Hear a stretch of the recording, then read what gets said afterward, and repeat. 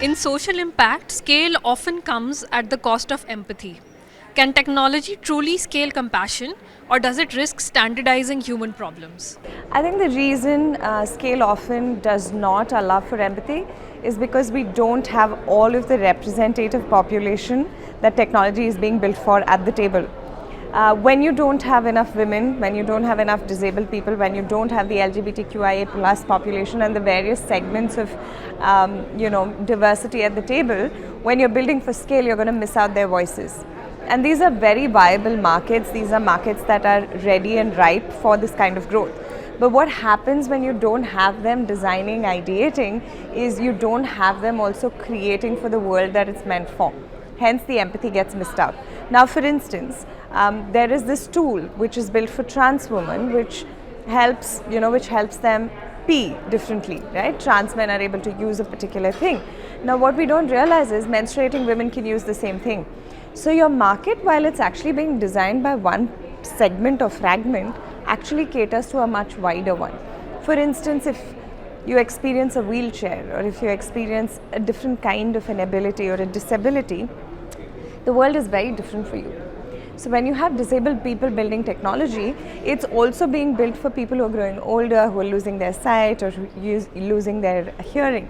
So we're often thinking of a very small fragment, but it's not. It's much larger.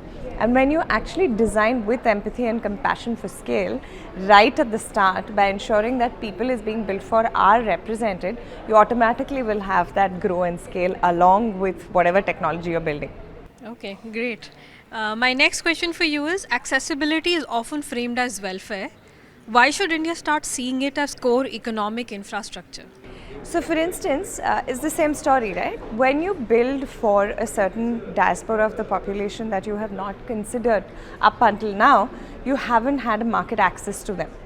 So diversity and accessibility and building and designing for all of this framework is actually very strategically, economically viable, because just like the example I shared, when you're building for a certain fragment of the population, you don't realize who else is going to benefit from it, right? Whether it's unisex bathrooms, right? Whether it's things that we create for trans women that can be used by other mothers, whether it's wearables and tech that we're creating for disability, you're automatically looking at a diaspora that hasn't been tapped into before, and the use cases keep building as you grow.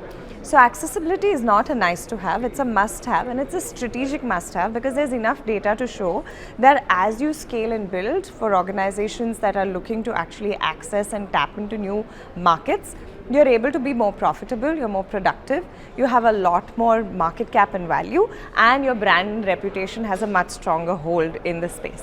So it's not really a nice to have. I think it's essential that we plan for building with accessibility as one of our primary pillars.